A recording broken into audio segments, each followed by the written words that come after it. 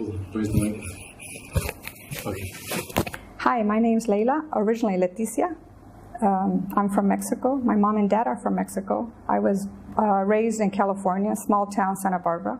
I was been there my whole life. My family are Catholic, like generations of Catholic. But at the age of 13, I left the Catholic Church. I didn't understand it. I would go to the nuns and I would say, I don't want to confess to the priest. And they said, don't be insolent. I would go to the priest and I said, why can't nuns get married? Why can't you get married? It's natural. And they said, you're being insolent. So I just had it. And my mom would drop me off in the front of the church and I would go to the back and I started going to different denominations. I was a Pentecostal. I was a born-again Christian. I was a Jehovah's Witness. I was a Christian Scientist. Literally, I was just looking. At 13, I was looking for something that was missing in my life. At the age of 17, I went to the University of San Francisco, and I met an American lady with a scarf. And I said, are you okay? She said, yeah. I said, do you have cancer? She said, no. Why would you say that? And I said, well, your scarf, you're hiding your bald head. She said, no, I'm a Muslim. And when she said Muslim, I went, and she said, why do you say that? And I said, I know about Islam. She said, what do you know? And I said, I see them hitting themselves and the blood going. And she said, no, that's not Islam. She gave me books, she gave me cassettes. And I was shocked. I never realized how beautiful the religion was. So one time I was at the university and I was running late for class.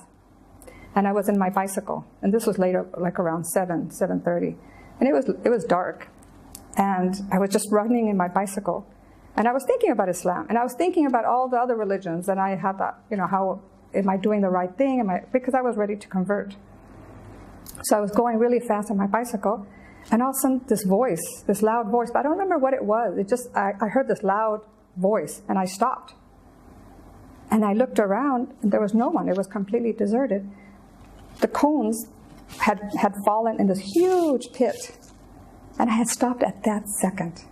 And I knew this was God telling me, if you don't come to Islam, something else is going to be in your life that's not going to be a good thing. I was just like, and I just like stopped. I just stopped. And it was, at that moment I knew. So I went back to my American friend, Miriam, and I said, I want to be a Muslim. And then she said, read more about it. So I read Surah Al-Maryam, and that was it.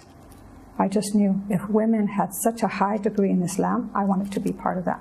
I could see that Islam has made me a better person, gave me more patience. I'm more sympathetic. I have more empathy for people.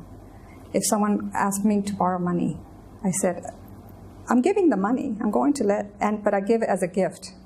I don't expect it back, although I'm not telling the person that, because it's their responsibility. I never would have thought of doing this 30 years ago. I want my money. Where's my money? It's gone. All that's gone. Materialistic things aren't that important anymore. I didn't have any concerns when I became a Muslim because I did my research. I had gone to so many other religions and I saw all the holes and it just wasn't complete. So when I came to Islam, I did my research. I did my reading and asking questions, and anyone who would answer me was very helpful. The only concern I had was my parents accepting me. That was hard. I mean, those are your parents. Those are the ones who raised you, and they felt like they did something wrong for me to go in a different path. But once they started seeing that I'm a better person, they grasped me. They loved it. They wanted to know about it. That was the most exciting. My mother asked me for the Quran in Spanish. My mom wanted to pray. She wanted to sit there and watch me pray. And she told me, it's so peaceful, it's so beautiful. And when I put the call for prayer, she said she had goosebumps.